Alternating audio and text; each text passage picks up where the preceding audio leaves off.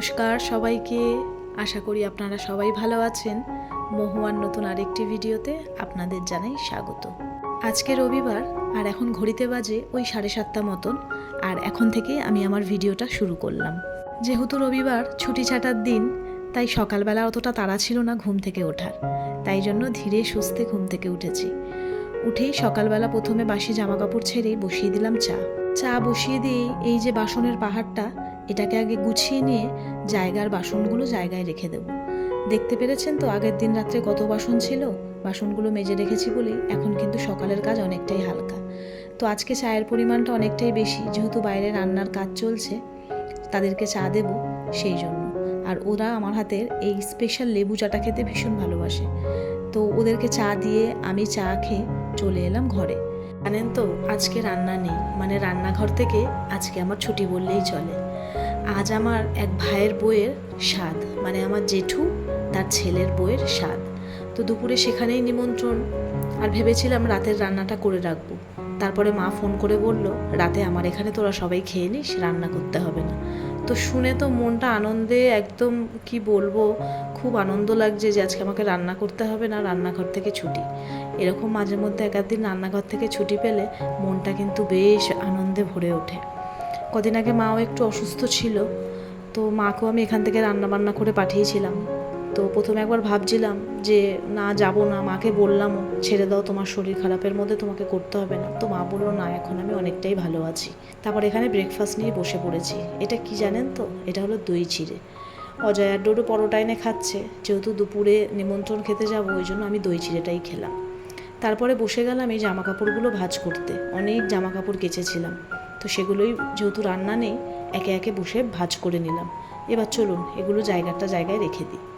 তারপরে আপনাদের সঙ্গে শেয়ার করব একটা জিনিস, সেটা হলো ওই যে ভাইয়ের বউকে সাদে যে শাড়িটা দেব, তো চলুন আপনাদেরকে একবার দেখাই, আর কেমন হয়েছে শাড়িটা বলবেন।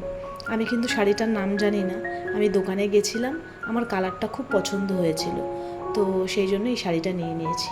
ভীষণ সুন্দর একটা কালার, এই কালারটা আমার ভীষণ পছন্দের একটা কালার, আর ভেতরে ব্লাউজ পিসও রয়েছে, আর আমার ওই ভাইয়ের বউকে বেশ ভালো মানাবে ও শাড়িটা। তো আপনাদের কেমন লেগেছে শাড়িটা অবশ্যই জানাবেন। তো চলুন আবার শাড়িটা যেরকম ছিল সেরকম প্যাক করে রেখে দিই, আর এবার চট করে আমি স্নানটা সেরে নেব, কারণ সময়ও এগিয়ে যাচ্ছে। মা বলেছে তাড়াতাড়ি আসবি, কিন্তু দেরি করবি না, তুই সব জায়গায় দেরি করে আসিস। তো স্নান করতে যাওয়ার আগে একটু মিষ্টি বাইরে যারা কাজ করছে তাদেরকে দেবো। কালকে মা মিষ্টি পাঠিয়েছিল, জল ভরা তালশাঁস, মানে সাইজগুলো দেখে আমার হয়তো মাথা ঘুরে যাওয়ার মতন অবস্থা। আমি পার্সোনালি খুব একটা এই মিষ্টি খেতে পছন্দ করি না, তো ভেতরে না মানে ওই জল নেই, চকলেট টাইপের একটা কিছু দেওয়া রয়েছে। যাই হোক ওদেরকে দিয়ে দেবো।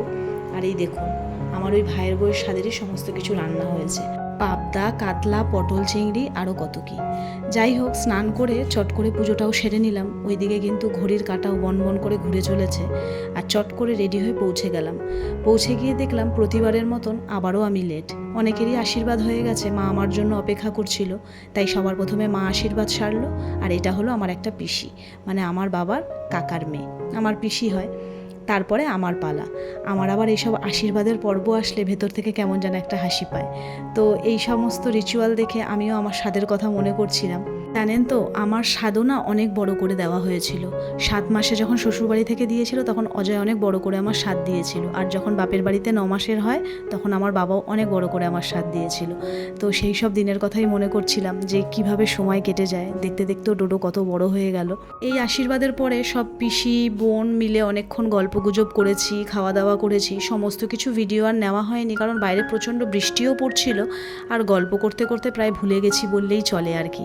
অনেক দিন পরে সবাই একসাথে হলে, এক জায়গায় হলে যেটা হয় আর কি। তাহলে চলুন আজকের মতন ভিডিওটা এখানেই শেষ করছি। যদি ভিডিওটা ভালো লাগে অবশ্যই একটা লাইক করবেন, একটা কমেন্ট করে জানাবেন। খুব তাড়াতাড়ি দেখা করব নতুন আরও একটা ভিডিওর সাথে। ততক্ষণের জন্য সবাই ভালো থাকবেন আর নিজেদের খেয়াল রাখবেন।